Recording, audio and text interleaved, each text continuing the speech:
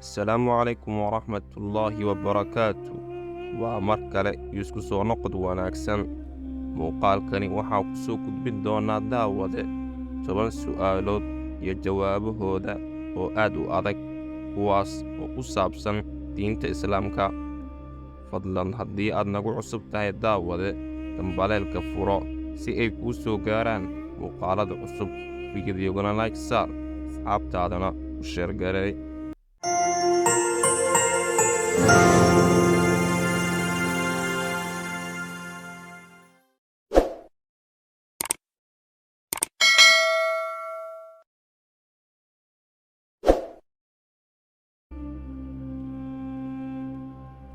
Waxaad sheegtaa suuradda lagu sheegay salaada ciidda.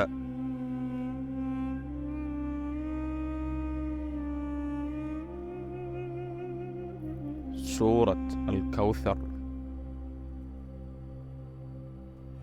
Waxaad sheegtaa ereyga ugu dheer ee Qur'aanka ku jira.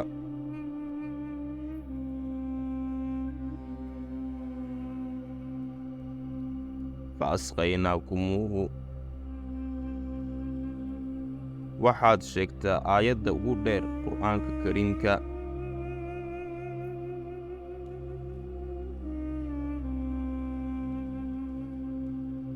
Aayatuddiin. Waxaad sheegtaa nebigii ugu horreeyey ee afka Carabiga ku hadla.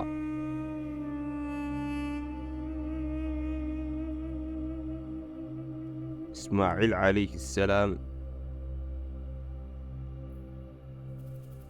Waxaad sheegtaa suuradda lagu sheegay dagaalkii Badr iyo dagaalkii Uxud.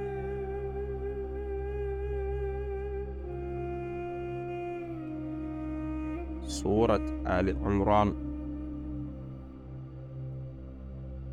Suuraddee ayaa lagu sheegay dagaalkii Xunayn?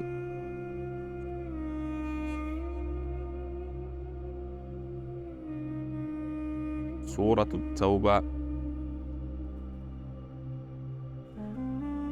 Waxaad sheegtaa qofkii ugu horreeyey ee sirwaal xirta.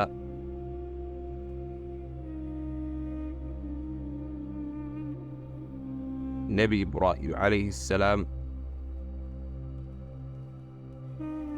Waxaad sheegtaa magaca Nebi Yuusuf hooyadii.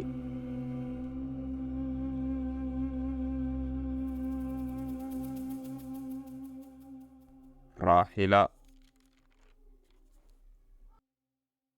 Waxaad sheegtaa nebiga ku duugan dalka Jazaa'ir.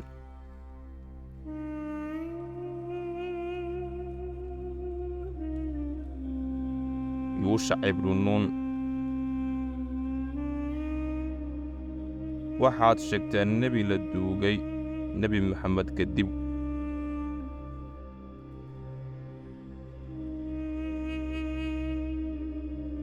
Daaniyaal calayhi salaam.